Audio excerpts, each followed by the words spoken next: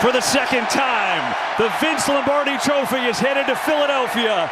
Eagles fly in Super Bowl 59. So as we approach this upcoming 2025 NFL season, I think it's appropriate to start off this new NFL series previewing and asking an important but simple question. Can the Philadelphia Eagles repeat in the 2025-2026 season and win Super Bowl 60? And I think that's a very loaded question. Obviously, they have a lot of return on the roster. I know they lost a few people in free agency like Milton Williams to the Patriots, who was integral to that defensive line last year. Same thing with Josh Sweat going to the Arizona Cardinals, being reunited with Jonathan Gannon, former defensive coordinator of the Philadelphia Eagles, now head coach of the Cardinals, and losing key veteran pieces like Adarius Slay and CJ Gardner-Johnson. But I think a lot of those moves were salary cap relief and reality of you can't keep everyone when building a championship contender. But along with that though, a lot of people across the NFL recognize that the Eagles arguably have the best front office and the best GM in the league in Howie Roseman, who continues to make amazing deals, not only extending Saquon Barkley to a new deal after his record-breaking 2024 season, winning Offensive Player of the Year, having a 2,000-yard rushing season, finishing 8th in rushing yards. But honestly, he could have broke Eric Dickerson's single rushing yards record if they wanted him to, but humbly Saquon Barkley and the team, they decided to not pursue that. But this team is loaded, and you talk about their offensive line, you talk about their defensive line, you talk about just having a championship pedigree. The Eagles embody that. And I know last year teams like the Lions dominated at a high level, and I'm sure they'll be in the mix again this year. But I think it's safe to say that the Eagles, barring injury, and we have to talk about that because injury is a huge component in this, and we'll continue to expand on that throughout the video. If the Eagles are able to stay intact for the most part and win the battle of attrition, they will be right back in the mix. And I think it's reasonable to say that. As another point, as I do talk about the NFC East though, because this is the first team that I talk about the NFC East, and of course we'll talk about the Cowboys, the Commanders, and the Giants, we have to recognize though that no team has repeated as the division champions in 21 years since 2004. So that's another thing. We all know the Eagles won the NFC East last year in 2024, of course finishing with a 13-4 record and winning the Super Bowl. But now this year, based on that stat of no teams repeating as division champs in the NFC East, history would trend to say that another team would win in the division, which is certainly possible, and I'll talk about that too as well. But you have to favor the Eagles right now because how they dominated from an offensive standpoint and a defensive standpoint. I mean, the Eagles were up, what, 24-0 in the Super Bowl in the first half? I mean, that just is a testament to how dominant they were. On the defense, players like a Zach Bond, who was an all-pro after being just a special teams rotational player for the Saints. Vic Fangio and the Philadelphia Eagles brought him in, and he was a huge factor to that team. We all recognize the generational type of ability that Jalen Carter has on the defensive line. Jordan Davis being an integral part to that D-line as well, too. Players like Nolan Smith Jr. Their secondary was vastly improved compared to the 2023 season,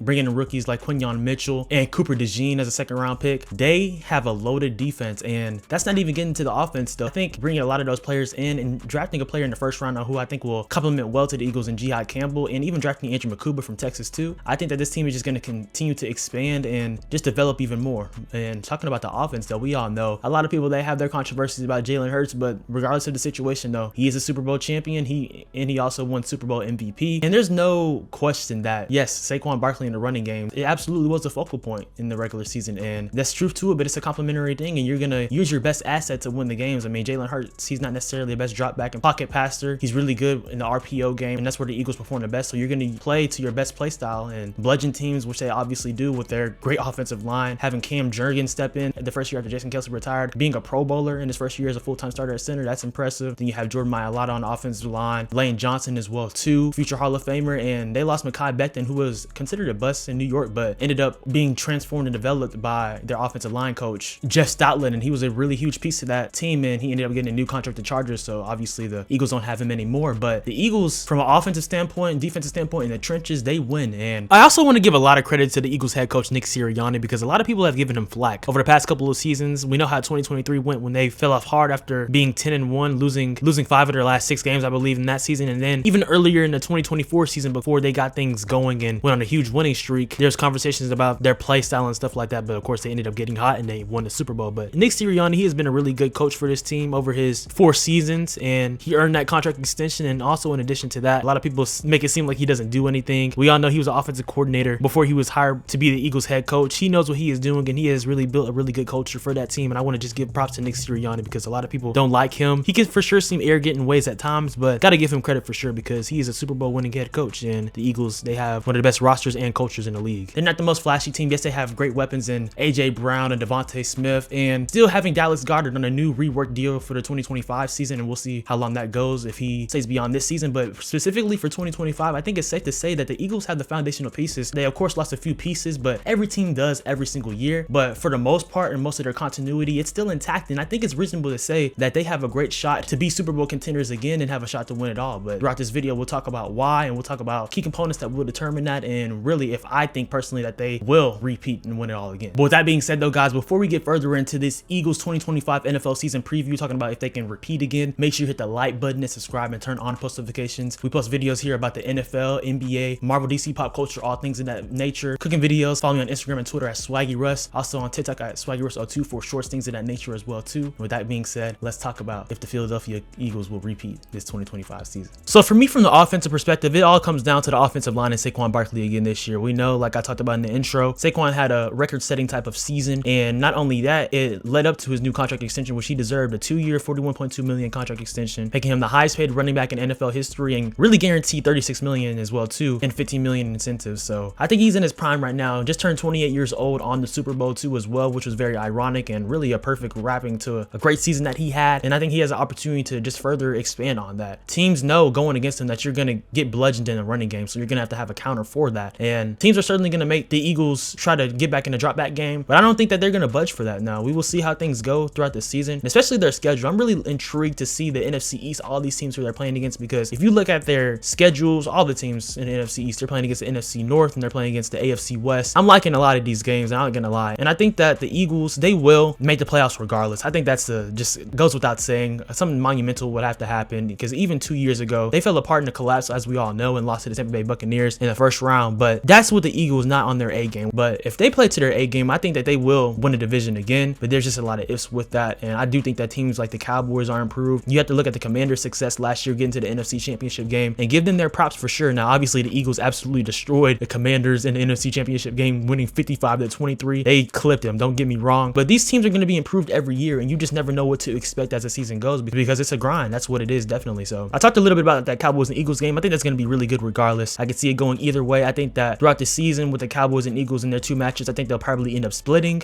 Last year was certainly an anomaly, I'm not going to lie. And just talking about from a Cowboys perspective, both times that they faced against the Cowboys, Dak Prescott didn't play, Cooper Rush played, so we already knew that was going to be a blowout just by default. With the Dallas Cowboys, they added some pieces, and I'll talk about them later when I talk about the Cowboys, what they did. But that first game on Thursday Night Football, when the Eagles are lifting up the championship banner, which is going to be a flex to Cowboys fans for sure from the Eagles, and I think it'll be some motivation for the Cowboys in general, but for the Eagles to flex that, winning their second Super Bowl in the past decade, obviously, you know, different roster from the 2017-18 team, but I think that we're going to learn a lot from that first game, because it's going to set the tone for the season too. And there's going to be some overreactions, of course, and we know how long the season is, 18-week season, 17 games, and then going to the playoffs as well too. But I think that's just going to set the tone, and I think that's certainly something to look forward to on September 4th in that first game between the Eagles and the Cowboys. So that's going to be a really good one. George Pickens, CeeDee Lamb going against Quinyon Mitchell, Cooper DeJean. That's going to be some heat and some work for Cooper DeJean and Quinyon Mitchell for sure. Like I said, they had some really good rookie years. We will see how they shape up this upcoming season. So it's going to be intriguing. It's going to be special. I'm excited to see how it all shapes up. The Eagles, I think that they will have a really good record. I think even in week 2, it's going to be really great to see them already face off against the Chiefs early, bright in the season. Now the Chiefs are going to want to get their get back, but like I said, that front seven and their pass rush, they're going to be right there in the thick of it against the Chiefs on the road in Arrowhead, which is interesting, but that's going to be really good. And I'm interested to see if the Chiefs offensive line, which at a glance seems to be improved for sure, because they drafted offensive linemen and they also still have Trey Smith, so I'm intrigued to see that matchup too. But that'll be really good. And then you look at the matchup being week 3, so you have the Cowboys in week 1, the Chiefs in week 2, the Rams in week 3. Those are some really good matchups. I think that's going to test the Eagles really bright and early. And then you look at week 4, the Buccaneers, then week 5, the Broncos. These are some playoff teams potentially that they're playing against. Now the Cowboys didn't make the playoffs last year, but I think that they'll make it this year. But that's some tough first 5 weeks, so we're going to learn a lot from that. But that Rams match is going to be really good too. As we all know, that's going to be a rematch of the NFC divisional round 2, which was a really good game. The Rams had a chance to end the game and win it in the Eagles territory, but Jalen Carter had that huge sack, and we know how things went there. Advanced to the NFC Championship game. I really like how the league is testing the Eagles and the NFC East overall, because I think the NFC East is one of the best divisions in football. I still have the NFC North slightly ahead of it, and the AFC North is around there too. But I think really you can make the argument that the NFC East is the second best division in football, and I think that regardless of the situation, we have to see how the NFC shapes up, because like I said, the NFC North, you have the Lions, you have the Vikings, and the Packers. They all made the playoffs last year too. You can make the argument that they'll make it again, even though we'll have to see what JJ McCarthy is as a quarterback too. But I think I wouldn't be surprised at all if the NFC East had 3 teams making the playoffs with the Eagles, the Cowboys, and the Commanders. No disrespect to the Giants. That defense is going to be really good, but ultimately I don't believe in letting Russ cook. I don't believe in Jameis Winston. I certainly don't think Jackson Dart is ready yet, so we're not going to go there. But yeah, I think 3 teams can come out the NFC East, and the Eagles will be the catalyst of that and just determining, because like I said, they have not only bragging rights over the NFC East, but the whole league winning the Super Bowl. But for me, defensively though, the only question mark I have too, because we saw the class that they had in 2023 a couple of years ago. I mentioned it a little bit earlier. That secondary was absolutely fried. They had trouble with guys like James Bradbury playing, and like I said, Darius Slay was very steady throughout his tenure in Philadelphia, but players like James Bradbury, who didn't really play a lot at all in 2024, Avonte Maddox, Khalil Ringo, Eli Ricks, Mario Goodrich, all those players who I'm at this point mentioning players who didn't play a lot either, they didn't get it done for the Eagles in the secondary. And I know Reed Blankenship is solid for sure as well too, but there's a reason why they went into the 2024 draft having an emphasis for drafting Quinyon Mitchell and Cooper DeJean, knowing that they needed to improve that secondary, and that's exactly what they did. Now, my retort to that obviously is losing a CJ Gardner-Johnson, you lose some of that edge in terms of your secondary from a safety perspective, and same thing goes for with Darius Slay, just in terms of his veteran leadership and how he was able to,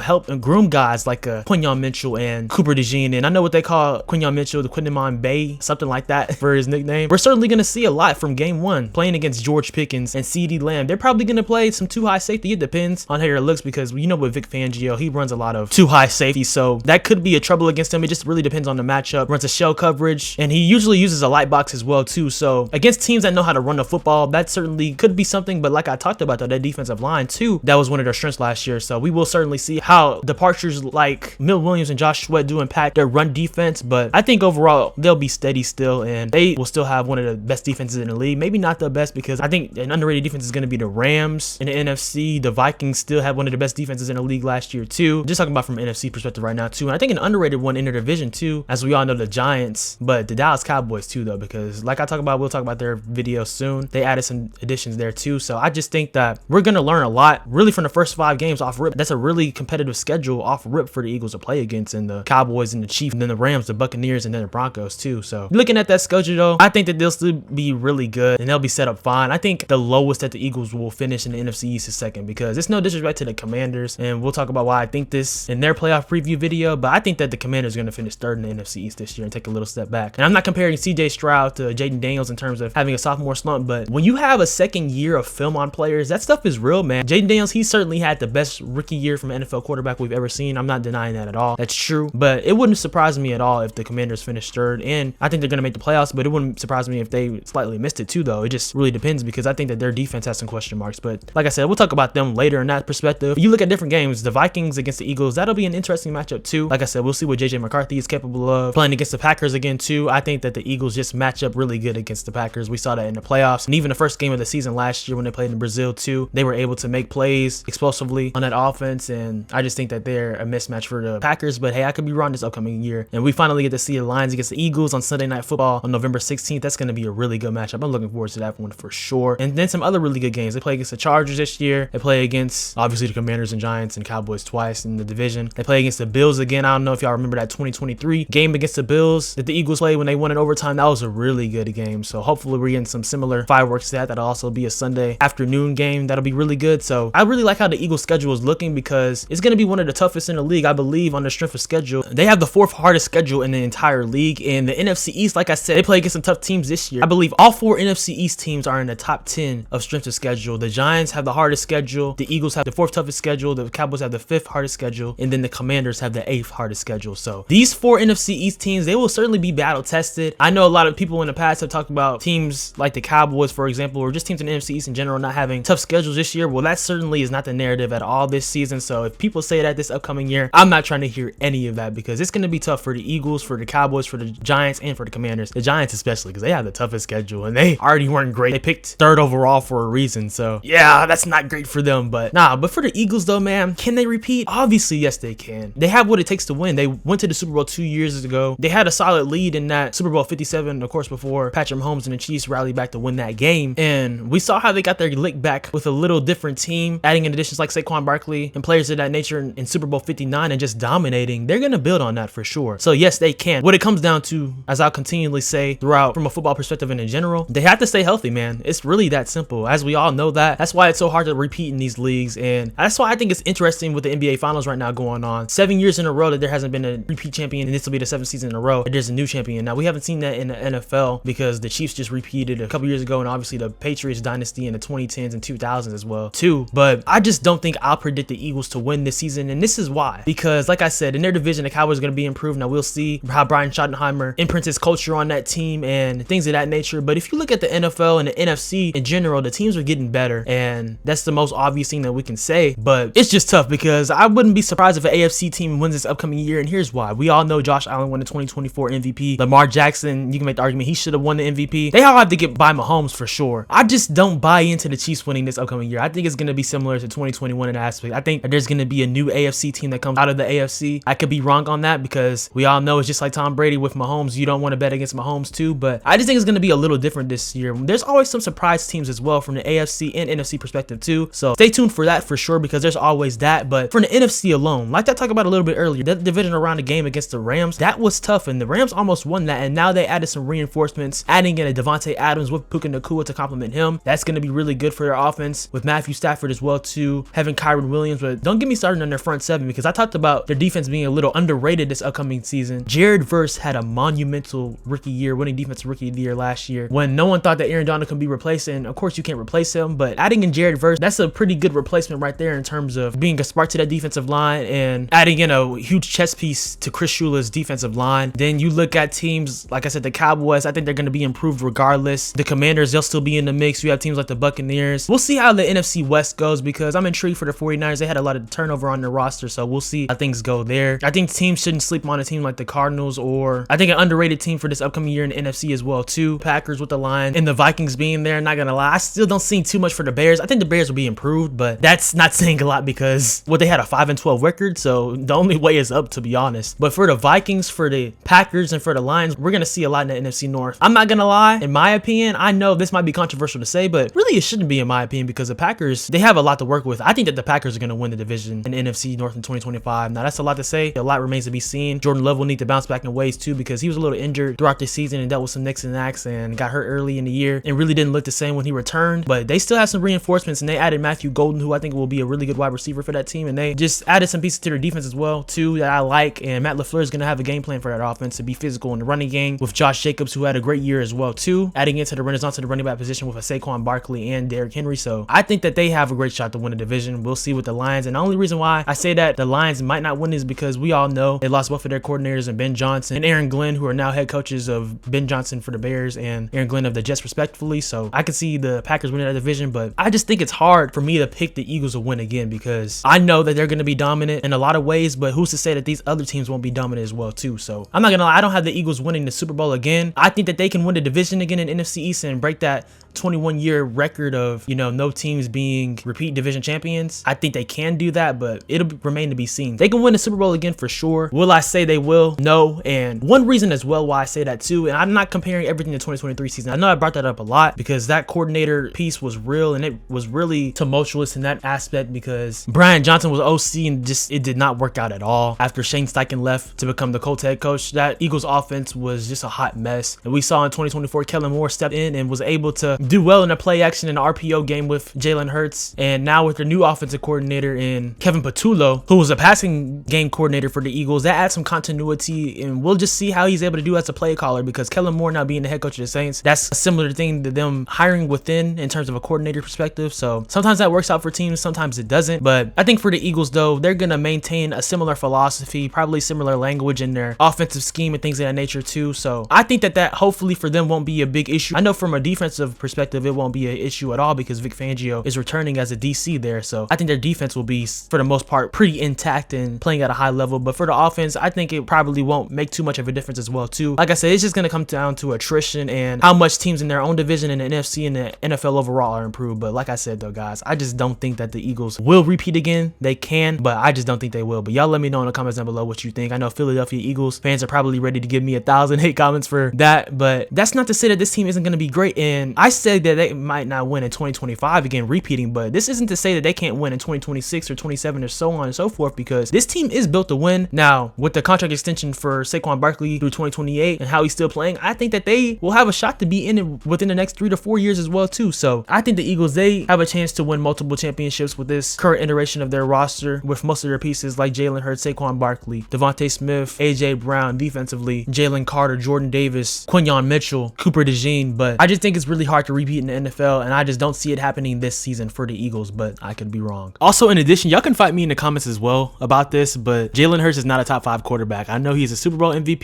He played great in that game against the Chiefs, and he's a really good quarterback. I definitely think he's a top 8 quarterback, for sure in that top 10 range. But guys, he is not top 5, and y'all can fight me on that, and I'm gonna stand on business saying that, because we of course have Patrick Mahomes, and then the other 3 quarterbacks, and Joe Burrow, Lamar, and Josh Allen. But at number 5, in my opinion, is Matthew Stafford, who I know is getting older, but he is still playing at the top of his game and has a chance to even solidify that even more this season, adding in a piece like Devontae Adams. But yeah, guys, I mean, I think Jalen Hurts is really talented. I think that the team complements him well, and he does great in that system for sure too. And I think he's really good. I mean, he's a top 8 quarterback, I believe, but I just don't think he's top 5. But that's not to take away from the performance that he had in the Super Bowl last year. But that team is greatly built around him. We have to talk about that for real. So, but yeah, guys, like I said, stay tuned for the next video in this upcoming series. We're going to be previewing the Dallas Cowboys and the rest of the NFC East. After that, the Commanders, and then finishing off for the Giants. So y'all stay tuned, because I'm really looking forward to really breaking down every single NFL team ad nauseum, just talking about where they've improved, where they stay stagnant at, and how their chances shape up for the 2025 season. And I think this is a good start with the Philadelphia Eagles, and then talking about further teams going forward. So y'all stay tuned for that. Like I said earlier though, guys, hit the like button and subscribe and turn on post notifications. Stay tuned for more videos. Follow me on Instagram and Twitter at SwaggyRuss, TikTok at SwaggyRuss02. Social media, talk with me. Y'all can hit me up at any time, talk about sports, anything, things of that nature. Know that you are loved. God loves you. Jesus has great purpose for you guys. You are here for a reason, not by mistake or by accident. I'll be blessed. Y'all have a good one, and keep being legendary and enjoying y'all summer. Yes, sir.